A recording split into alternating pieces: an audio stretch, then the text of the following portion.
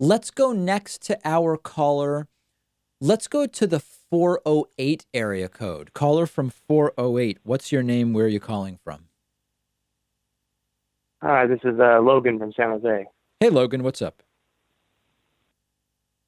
I actually have another question on voter turnout.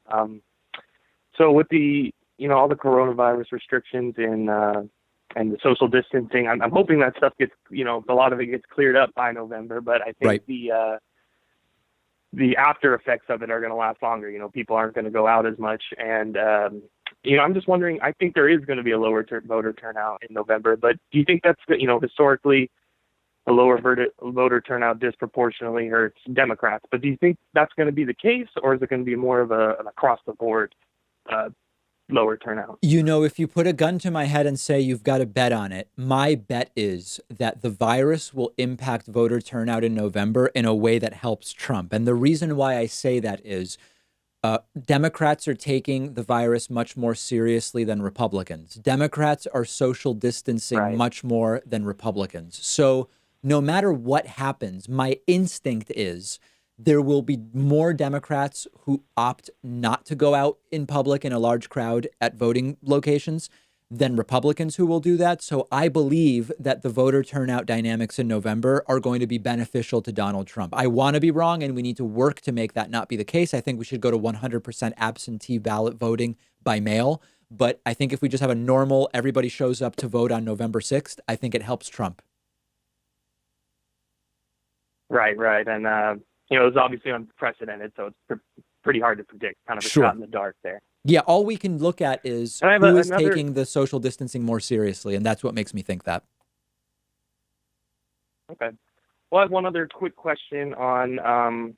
Well, I've been thinking a little bit more about why Bernie didn't do so well in the primary, and I've listened to some of your commentary saying that the progressive platform isn't necessarily as popular as Reddit and Twitter would make you believe, and that's being young. That's right. I do spend a lot of my time, so I was a little disappointed there.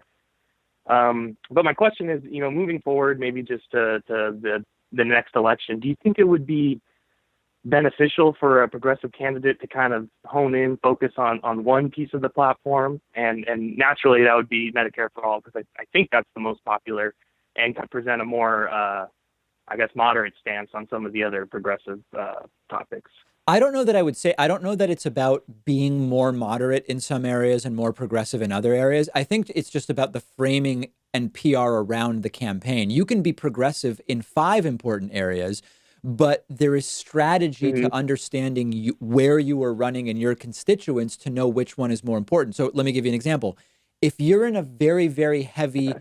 union area with manufacturing, for example, I don't fall for this stuff of everybody loves their health plan, but it is true that there are lots of unionized workers who are satisfied with the health care that they have because they've done collective bargaining and they have something way better than what lots of other people have.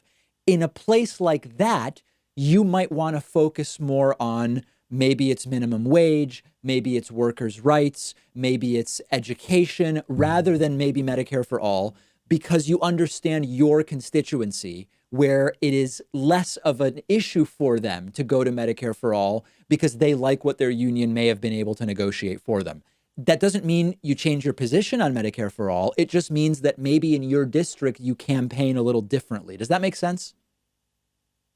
Yeah. So you kind of tailor the message to whoever the audience is, right? Exactly, exactly. It doesn't mean you compromise on your values or your positions, but the focus of your campaign may be affected. Okay. Well, that's all I got for you today. I appreciate you taking my call. All right, thank you. I appreciate you calling in. Great to hear from you.